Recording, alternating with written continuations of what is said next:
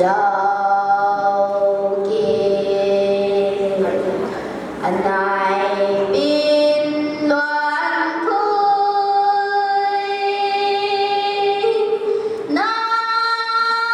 ta dầu u kỳ quang lên bóng ca sai thao liên quang linh lại nắng sai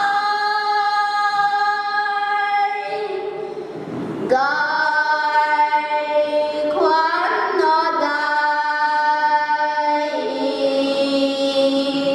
ai có có gầu hề có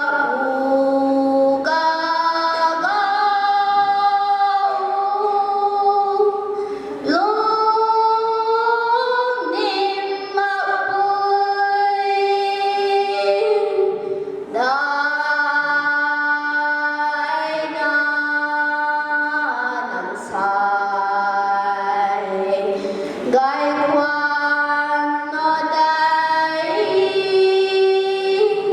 ai gần đó na lu quang ngày đó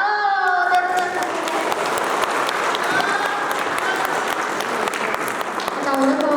từ ghế về rồi mấy năm nữa bây giờ là nói bằng lần thầy mẹ tặng các cô niềm gái mẹ đó mẹ năm mẹ miền trần đó Asandre sẽ mày rong mày cầu về ai không cũng thân nào con rồi con mày ye ai sẽ lắm mày đi thọ không phục vụ khẩu bùn bút tu cú lâu lần na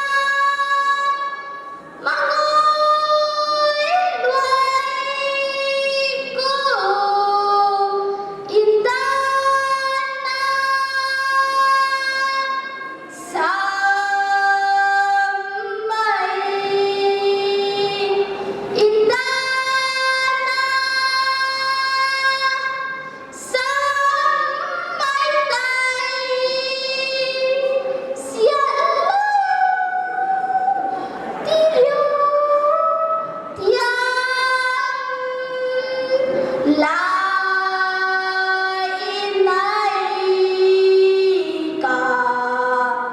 Xuân su